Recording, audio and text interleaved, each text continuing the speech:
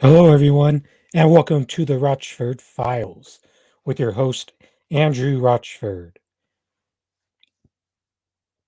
And back on Friday, Jen Psaki had an interesting quote regarding the stalemated battle that the Democrats are going through to pass one of two voting rights bills through Congress. So let's Uh, take a look at that clip real quick.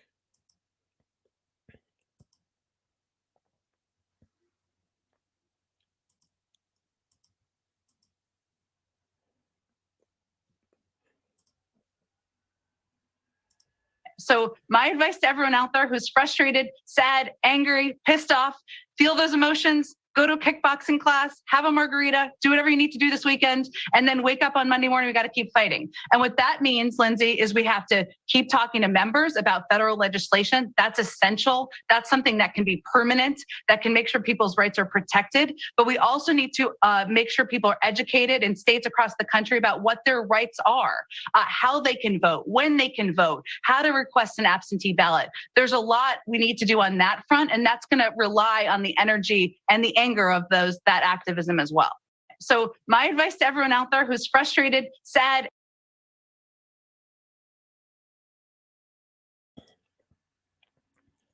You see that very first part when she told people to go do your kickboxing class or drink a margarita.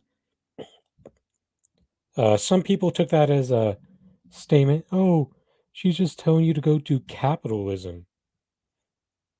And the way I interpreted that is she's essentially telling people to give up on trying to make change happen through electoralism. Because what's going on right now is that they're trying to force one or two voting rights act, like the Voting for the People Act or the John Lewis Voting Rights Act. And the common trend in both of those is the fact that they're anti third party. So if you're on the left, there's really no point of getting worked up on whether that passes or not, because all that's essentially going to do is make it to where it just essentially kills any chance that any third party has to gain traction in the US electoral system. However, the only people who don't take issue to that for some reason are these progressives who believe that the only way forward is by trying to reform the Democratic Party, when this past year plus is just full out evidence that the elected progressives are essentially a graveyard, ensuring that there's no chance that real change is ever going to happen if we c- continue to take that path. Because even though there's a lot of people out there in this media space who are telling you to stop wasting your time with this, there's still other personalities who are still intentionally misleading their people into believing this change will eventually happen by saying stuff like there just isn't enough progressives here. It, and that's the type of dangerous talk, because over time, the progressives that you thought you once had are just going to turn into your standard regular Democrats.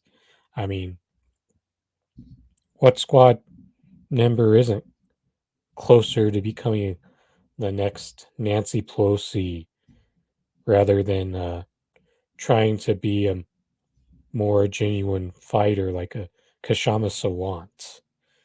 That's what this message here from Jen Psaki said loud and clear. And but back to her for a moment, it's the fact that she's over these past couple weeks has actually gotten worse at trying make a make the Biden administration look good. I mean, the bunny rabbits and ice cream statement that just made her look like a bootstrap, pick yourself up by the bootstraps right winger when she made that statement about people wanting to demand more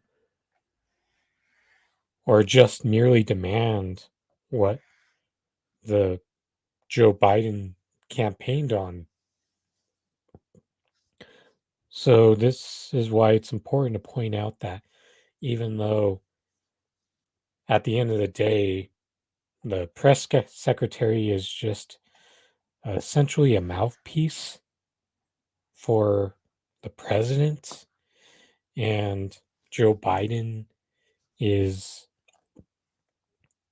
hiding behind the her as to speak for him when in reality is we shouldn't even have press secretary. It should all the president should be the one who has to face the media daily explaining their inaction constantly. And it doesn't matter how sick they get of it because that's what would be right. But for now, while we have this, it's just important to point out that there's a normal level of bad that you get from press secretaries like Sarah Huckabee Sanders, Kayla McEnany, but Jen Psaki has actually gotten to the point where she's turned even more aggressively shifted to the right in her rhetoric as time has gone on for her being in this role. And I think this statement was very revealing to get people to open up, to stop believing in the idea that you can change the Democratic Party because it's not going to happen. The only way that we ever have a shot of organizing for anything significant is completely outside of this oligarchy.